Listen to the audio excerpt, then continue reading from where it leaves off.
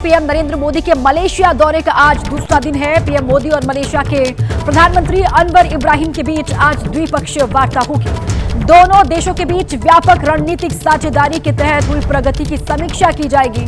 साथ ही व्यापार, निवेश, रक्षा, सेमीकंडक्टर, रिन्यूएबल एनर्जी और शिक्षा जैसे क्षेत्रों में सहयोग को बढ़ावा देने के लिए कई समझौते होने के आसार हैं। प्रतिनिधिमंडल स्तर की वार्ता में भारत एक बार फिर जाकिर नाइक के प्रत्यर्पण की मांग को दोहराएगा। शनिवार को मोदी ने भारतीय समुदाय को संबोधित किया था। पीएम मोदी ने उन्होंने कहा था कि ईयू से लेकर अमेरिका के साथ भारत की ट्रेड डील हुई है। भारत की सबसे मजबूत करेंसी भरोसा के ये पीएम मोदी के संबोधन की बड़ी बात रखी। तो पीएम मोदी के मलेशिया दौरे का दूसरा दिन है आज। खबरों में आगे बढ़े, हरियाणा के सूरजकुंड मेले में जो हादसा हुआ है उससे जुड़ी बड़ी खबर आपको हम दे दें। फरीदाबाद से यह खबर है जहां पर सूरजकुंड मेला चल रहा था और वहां शनिवार को बड़ा और दर्दनाक हादसा हो गया। एक झूला अचानक से टूट गया। इस हादसे में पुलिस इंस्पेक्टर की वहां मौत हो गई, जबकि 12 लोग घायल हो गए। घायलों को अस्पताल में भर्ती करवाया गया। हादसे में मृतक इंस्पेक्टर की पहचान जगदीश प्रसाद के तौर पर हुई है। वो पलवल जिले के चांदहर थाने के एसएचओ थे। बताया जा रहा है कि झूले पर 26 लोग बैठे हुए थे। घटना का एक वीडियो भी सामने आया है। इसमें झूला ऊपर से नीचे गिरता हुआ, टूटता हुआ दिखाई दे रहा है। इसके बाद मेले में भगदड़ के हालात बन गए। फिलहाल पुलिस ने वेंडर के खिलाफ केस दर्ज कर लिया है। हरियाणा के पर्यटन मंत्री मौके पर पहुंचे, वहां हालात का जायजा लिया। मैं कह रहा हूं कि हादसा गलत है और इसमें सब दुखद घटना है। इसमें जिम्मेवारी के लिए कमेटी बना दी है। एडीसी की लेवल पर कमेटी बन गई है। कमेटी अपनी रिपोर्ट देगी। जो भी इसमें दोषी होगा, किसी की भी लापरवाही होगी, उसको बख्शा नहीं जाएगा। राजस्थान के कोटा में भी बड़ा और दर्दनाक हादसा हो गया। एक निर्माणाधीन बिल्डिंग ढह गई जिसमें 20 लोग दब गए और 2 की वहां मौत हो गई, जबकि 7 लोगों की हालत गंभीर बताई जा रही है। ये हादसा रात के 9 बजे के करीब हुआ, जब कोटा के तलवंडी इलाके में मौजूद निर्माणाधीन बिल्डिंग भर कर गिर गई। बिल्डिंग के अंदर एक रेस्टोरेंट था जिसमें लोग खाना खा रहे थे। ये सभी लोग मलबे में दब गए, जिससे पूरे इलाके में अफरा तफरी मच गई। ऐसा लगा जैसे मानो कोई भूकंप आ गया हो। बताया जा रहा है कि बिल्डिंग में नीचे रेस्टोरेंट था और ऊपर बिल्डिंग निर्माण का काम चल रहा था, तभी ये हादसा हो गया। वहीं मौके पर मौजूद लोगों ने मलबे में दबे लोगों को निकाला। बाद में मलबा हटाने के लिए जेसीबी की मदद ली गई और करीब 10 लोगों को मलबे से निकाला गया और कोटा मेडिकल कॉलेज में भर्ती कराया गया, जिसमें कई लोगों की हालत गंभीर बताई जा रही है। हादसे की खबर मिलते ही राजस्थान के शिक्षा मंत्री मदन दिलावर घटना स्थल पर पहुंच गए। कोटा दक्षिण के विधायक संदीप शर्मा ने भी घायलों का जायजा लिया। फिलहाल जिला कलेक्टर पीयूष समारिया से लेकर पुलिस अधीक्षक तेजस्विनी गौतम समेत पूरा प्रशासनिक अमला घटना स्थल पर मौजूद है। दुखद घटना है। जैसा मुझे बातचीत हुई प्रशासन से, एक व्यक्ति की कैजुअलिटी होने की बताया गया है। बताया जा रहा है कि मलबे में रेस्टोरेंट में काम करने वाले कर्मचारी और ग्राहकों को मिलाकर 20 के करीब लोग दब गए, जिनमें से ज्यादातर को निकाल लिया गया, लेकिन अभी भी कुछ लोगों के मलबे में दबे होने की बात कही जा रही है। रेस्क्यू ऑपरेशन जारी है। वहीं हादसे से आसपास के इलाके में दहशत का माहौल है। आंध्र प्रदेश के पोलवरम जिले के आदिवासी बॉयज आश्रम में खराब खाना खाने से 70 बच्चों की तबीयत अचानक से खराब हो गई। छात्रों को पेट में दर्द, उल्टी और कमजोरी हुई तो आश्रम में हड़कंप मच गया। आनन फानन में छात्रों को उपचार के लिए राम पचोड़ा वराण एरिया अस्पताल ले जाया गया, लेकिन वहां बीमार छात्रों के साथ जो अनदेखी हुई उसने स्वास्थ्य व्यवस्था पर ही सवाल खड़े कर दिए। बीमार छात्रों को स्ट्रेचर तक नहीं मिली। हद तो तब हो गई जब अस्पताल में छात्रों को बेड तक नहीं मिल पाया। एक एक बेड पर 5-5, 6-6 बच्चों को लिटा दिया गया। हालांकि इस अनदेखी के बावजूद अस्पताल प्रशासन दावा करता दिखा कि सभी बीमार छात्रों को सर्वोत्तम संभव इलाज दिया जा रहा है। घटना की जानकारी मिलते ही राम पचोड़ावरम आईटीडीए परियोजना अधिकारी वी स्मरणा राज और स्थानीय विधायक मिरियाला सिरिशा देवी अस्पताल पहुंची, लेकिन किसी ने इस बात पर ध्यान नहीं दिया कि एक बेड पर इतने बच्चों को क्यों लिटाया गया है। कई बच्चे आईसीयू में भर्ती हैं। वहीं सवाल आश्रम में दिए गए खाने को लेकर भी है, जिसके नमूने जांच के लिए भेजे गए हैं। लेकिन बताया जा रहा है कि खाना इतना घटिया क्वालिटी का था कि छात्रों ने खाने से मना कर दिया, लेकिन जबरन उन्हें खाने के लिए मजबूर किया गया, जिससे उनकी तबीयत बिगड़ गई। इस वक्त मुंबई से एक बड़ी खबर है, आपको बताएं। मुंबई में आरएसएस प्रमुख मोहन भागवत का बयान सामने आया है। उन्होंने कहा है, हिंदू भाव को भुलाया, इसीलिए भारत का विभाजन हुआ। हम सभी धर्मों का सम्मान करते हैं क्योंकि हम हिंदू हैं। मोहन भागवत की ओर से बड़ा बयान दिया गया है मुंबई में। भारत में इस्लाम और ईसाई धर्म आज भी मौजूद है। आरएसएस को संघवाद के बिना नहीं समझा जा सकता है।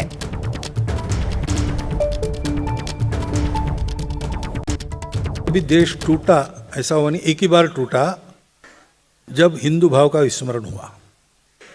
हिंदू भाव को जब भूले आई विपद महान, भाई टूटे धरती खोई मिटे धर्म संस्थान। ये हमारा इतिहास है और ये हमारा वर्तमान है। देश टूटा तो मुसलमानों के लिए अलग, हिंदुओं के लिए अलग, इस पर टूटा।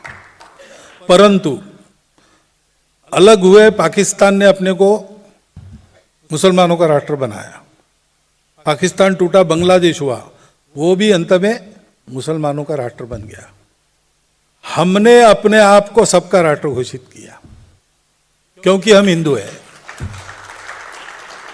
यही गलती हो गई, ऐसा कहने वाले लोग भी है, लेकिन ये हुआ है उसका कारण है हिंदू है वसुधैव कुटुंबकम के स्वभाव वाला। खबर तेलंगाना से है। तेलंगाना के मेदक में बंदरों के आतंक से इलाके में दहशत का माहौल बना हुआ है। हालात ये है कि कॉलेज के कैंपस में बंदरों ने ऐसा कोहराम मचाया कि छात्रों ने जैसे तैसे अपनी जान बचाई। सीसीटीवी वीडियो में साफ देखा जा सकता है कि बच्चे बैडमिंटन खेल रहे हैं। अचानक पहले एक बंदर आता है। जैसे ही बच्चे बंदर को देखते हैं, वहां से भागने की कोशिश करते हैं। चंद सेकंड में ही कई बंदर वहां पहुंच जाते हैं और बच्चों पर अटैक कर देते हैं। मैदान पर अफरा तफरी मच जाती है। बच्चे ग्राउंड में ही अपना सारा सामान छोड़कर भाग खड़े होते हैं और फिर पूरा मैदान बंदरों के हवाले होता है। बंदर नेट पर कूदने फांदने लगते हैं, यानी जिस जगह पर बच्चों को खेलना था वहां बंदर खेल रहे होते हैं। नतीजा ये होता है कि वो पूरे नेट को तहस नहस कर देते हैं। दरअसल ये कोई पहली दफा नहीं है जब बंदरों का ऐसा आतंक देखने को मिला। पिछले कुछ महीनों से हैदराबाद और आसपास के जिलों में ऐसी कई घटनाएं सामने आई हैं जिनमें बंदरों ने लोगों को अपना निशाना बनाया है। स्थानीय लोगों का आरोप है कि वन विभाग को कई बार शिकायतें की गईं, लेकिन इस समस्या पर कोई ध्यान नहीं दिया जा रहा है और अब ये सिलसिला स्कूलों कॉलेजों तक पहुंच गया है। वीडियो वायरल होने के बाद कॉलेज प्रशासन ने इसे गंभीरता से लिया है और सुरक्षा व्यवस्था की समीक्षा शुरू कर दी है। एआईएमआईएम चीफ असदुद्दीन ओवैसी ने एक बार फिर से बीजेपी और आरएसएस पर निशाना साधा है। बड़ी खबर आपको हम बता दें, असदुद्दीन ओवैसी का बीजेपी आरएसएस पर निशाना। आप अपनी बीवी से ज्यादा मुझे याद करते हैं। आपको मुझसे मोहब्बत हो सकती है लेकिन मुझे नहीं है। ओवैसी ने कहा कि मैं भाजपा आरएसएस से पूछना चाहता हूं कि ट्रंप ये बोल रहे हैं कि डायरेक्टली या इनडायरेक्टली भारत रूस से तेल लेगा तो ट्रंप फिर से 25% टैरिफ लगा देंगे। ट्रंप आपको धमकी दे रहे हैं। क्या ये भाजपा आरएसएस का राष्ट्रवाद है? बीजेपी और आरएसएस के लोगों से मैं पूछना चाह रहा हूं, आप सुबह शाम अपनी घर में जो रूप से ज्यादा मुझे याद करते हैं, शुक्रिया, कोई बात नहीं, आप याद करिए, क्योंकि आपको मुझसे मोहब्बत है, मुझे आपसे नहीं है। अमेरिका के टैरिफ पर भारत की फाइनल डील हो गई है, लेकिन तेल को लेकर जो बयान अमेरिकी राष्ट्रपति ट्रंप ने दिया है उस पर असदुद्दीन ओवैसी ने मोर्चा खोल दिया है। ओवैसी ने ट्रंप के उस बयान को कोड करते हुए हमला बोला है, जिसमें ट्रंप ने कहा था कि अगर भारत ने रूस से तेल खरीदा तो अमेरिका भारत पर अतिरिक्त टैरिफ लगा देगा। अब इसी को लेकर ओवैसी हमलावर हैं, पूछ रहे हैं कि भारत के पेट्रोलियम मंत्री ट्रंप हैं या फिर हरदीप पुरी। अमेरिका का सदर गोरी चमड़ी वहां बैठकर हमको बोल रहा है कि तुम अगर रशिया का तेल लिए, अब ये ट्रंप धमकी दे रहा है हम पर दोबारा 25% टैरिफ आयद कर देगा। मैं यहां के एमपी साहब, क्योंकि मरकजी वजीर हैं, वो भी शायद सुन रहे होंगे, मैं उनसे पूछना चाह रहा हूं कि भारत का पेट्रोलियम मिनिस्टर ट्रंप है या हरदीप सिंह पुरी है। ओवैसी यहीं पर नहीं रुके, उन्होंने ट्रंप के धमकाने को लेकर बीजेपी और आरएसएस के राष्ट्रवाद पर भी सवाल उठाए। आप मेरे को गाली देते दो, आप कोई फर्क नहीं पड़ता मेरे को, मगर ये बताओ कि क्या ये बीजेपी आरएसएस का राष्ट्रवाद है? ये तुम्हारी देशभक्ति है? हालांकि केंद्र सरकार का दावा है कि अमेरिका के साथ टैरिफ को लेकर जो कुछ भी था वो शॉर्ट आउट हो चुका है और किसी बात की कोई दिक्कत नहीं है।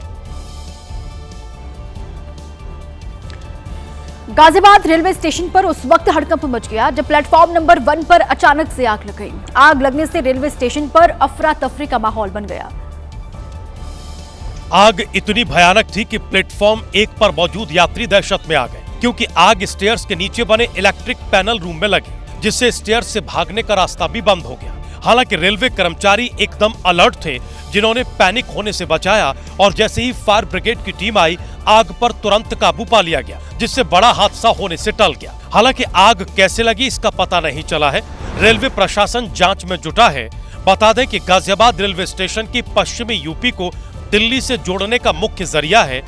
यहाँ हर दिन लगभग 300 से 400 ट्रेनें गुजरती हैं, जिसमें से ज्यादातर यहाँ रुकती हैं। दिल्ली के जहांगीरपुरी इलाके में दर्दनाक हादसा हो गया। कमरे में गैस से दम घुटने की वजह से 2 युवकों की मौत हो गई है और दोनों युवक बिहार के रहने वाले बताए जा रहे हैं। जहांगीरपुरी इलाके के इसी मकान में रहते थे मुसाफिक आलम और रुखसद आलम, जो किराए के मकान में रहकर मोमोज बनाने और बेचने का काम करते थे। दोनों गैस हीटर का इस्तेमाल मोमोज बनाने के लिए करते थे।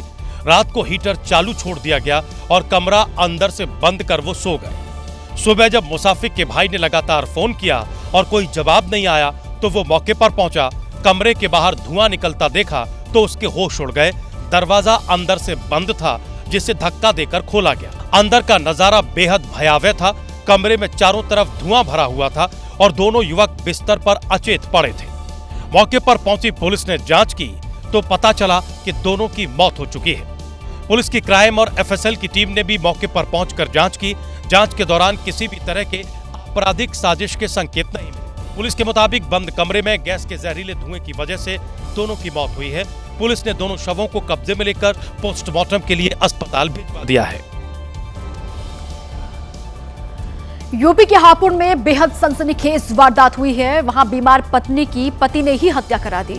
पति और हत्या में शामिल 2 आरोपियों को पुलिस ने गिरफ्तार कर लिया है। हत्याकांड को अंजाम देने के लिए आरोपी राहुल शर्मा ने अपनी फैक्ट्री में काम करने वाले 2 मजदूरों शेर अली और फिरोज को लालच देकर तैयार किया था। उसने दोनों का 60,000 रुपए का पुराना कर्ज माफ करने और अलग से कुछ पैसे देने का सौदा किया था। वारदात की रात राहुल ने चालाकी दिखाते हुए एक शादी समारोह में शिरकत की और वहां अपनी फोटो खिंचवाई ताकि वो अपनी मौजूदगी का पुख्ता सबूत पेश कर पाए।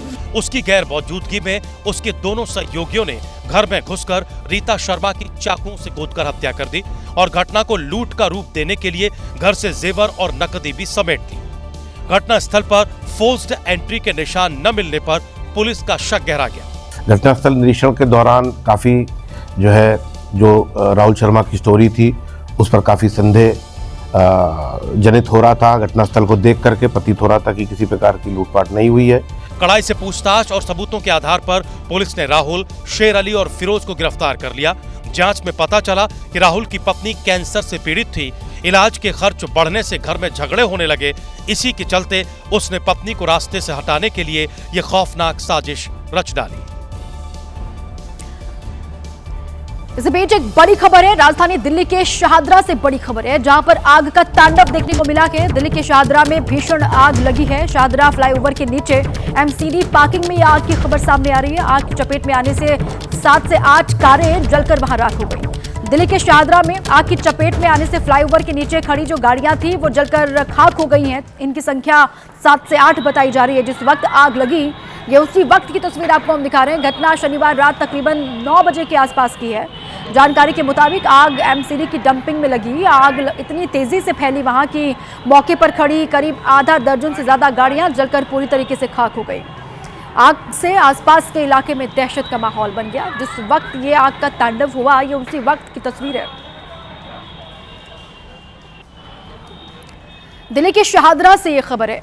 शाहदरा में आग लगने की वजह से जो गाड़ियां यहां पर खड़ी थी 7 से 8 गाड़ियां जल गई।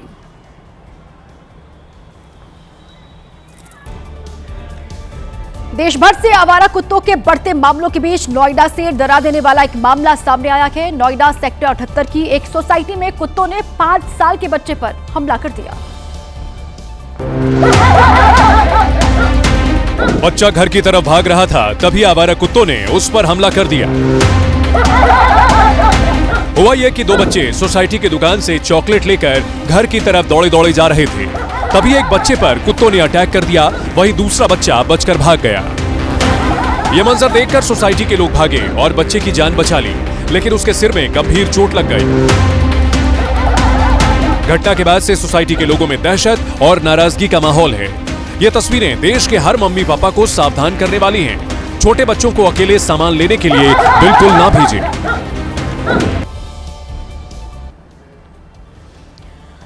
दिवंगत एनसीपी नेता अजित पवार की बीते 28 जनवरी को बारामती में एक विमान हादसे में मौत हो गई थी। विपक्ष ने इस हादसे को साजिश करार देते हुए जांच की मांग की थी। वहीं अब भतीजे रोहित पवार ने भी कुछ इसी तरह की शंका जाहिर की है। भतीजे रोहित पवार आज बारामती के जिला परिषद चुनाव में अपना वोट डालने के लिए पहुंचे थे। इसी दौरान मीडिया से बात करते हुए उन्होंने कहा कि दादा की मौत को लेकर कई शंकाएं हैं। सबके मन में शंका है, वैसी शंका हमारे मन में भी है। हमारे मन में बहुत सारे ऐसे प्रश्न हैं जिसके उत्तर हम चाहते हैं। रोहित पवार ने यह भी कहा कि वो पूरे मामले पर एक प्रेस कॉन्फ्रेंस करने जा रहे हैं। 10 फरवरी को मुंबई में वहाँ पे मैं एक प्रेस कॉन्फ्रेंस लूंगा। हमारे मन में जो शंकाएं, जो प्रश्न है, वहाँ पे मैं वो लोगों के ऑन बिहाफ ऑफ लोगों के वहाँ पे मैं पूछूंगा। उस पे उत्तर हमको मिलेंगे, ऐसी मैं आशा करता हूँ। हालांकि रोहित पवार अकेले ऐसे नेता नहीं हैं। पहले भी ममता बनर्जी, अखिलेश यादव समेत कई नेता विमान हादसे की जांच की मांग कर चुके हैं। हैदराबाद के बेगमपेट इलाके में एक ऐसा वाकया सामने आया है जिसने मानवता की एक नई मिसाल पेश की है। यहाँ ट्रैफिक पुलिस ने अपनी ड्यूटी से अलग हटकर एक पक्षी की जान बचा ली। क्योंकि लंबी उड़ान के बाद ये चील जिस डाल पर बैठा उसमें चाइनीज मांझा लटका हुआ था, जिसमें ये बुरी तरह फंस गया। चील जब जब उड़ने की कोशिश करता, मांझे से लिपट जाता। जैसे ही पुलिस ने इस चील को ऐसे फंसे हुए देखा तो तुरंत डीसीपी लक्ष्मी ने रेस्क्यू ऑपरेशन शुरू कर दिया, क्योंकि ज्यादा देर तक इस चाइनीज मांझे से उलझने का मतलब ये होता कि ये चील बुरी तरह घायल हो जाता। खैर, जैसे तैसे डंडे के सहारे मांझे को निकाला गया और इस पक्षी की जान बच सकी।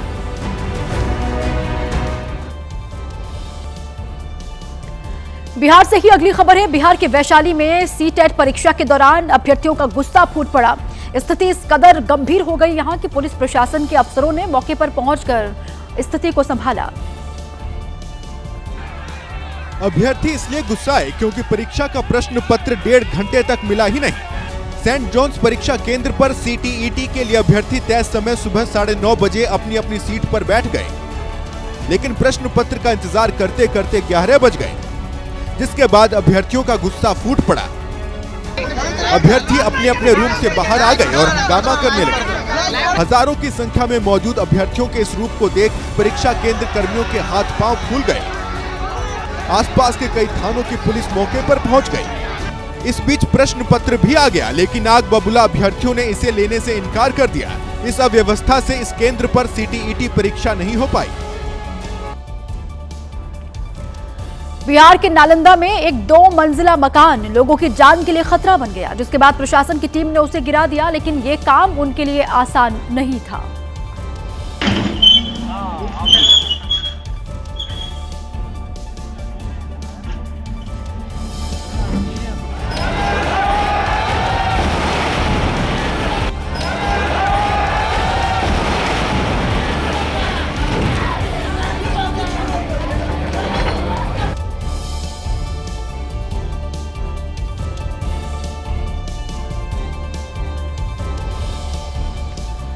मध्य प्रदेश के खरगोन में एक शादी में अनोखी तस्वीर देखने को मिली है। यहाँ शादी में दूल्हा और दुल्हन की एंट्री किसी हेलीकॉप्टर, किसी महंगी लग्जरी कार या रथ पर नहीं हुई है, बल्कि आसान तरीके से हुई है। आपको दिखाते हैं। बल्कि ढोल नगाड़ों के बीच दूल्हा और दुल्हन बैलगाड़ी पर पंडाल के अंदर पहुंचे और उन्हें देखकर सब हैरान रह गए। कोई इस तस्वीर को अपने फोन में कैद कर रहा था तो कोई सेल्फी ले रहा था।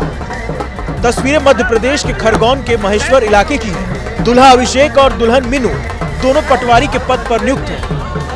लेकिन फिर इन्होंने संस्कृति को बचाने के लिए सादगी से शादी की। बैलगाड़ी पर बैठकर दूल्हा दुल्हन स्टेज तक पहुंचे और अब इस पहल की लोग तारीफ कर रहे हैं।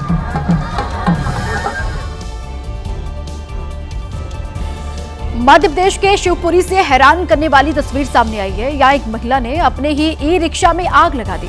उसने ऐसा क्यों किया, इस रिपोर्ट में आपको दिखाते हैं। महिला ने ई रिक्शा पर पेट्रोल डाला, माचिस की तिल्ली जलाई और उसे आग के हवाले कर दिया। महिला ने ई रिक्शा में यह आग गुस्से में लगाई।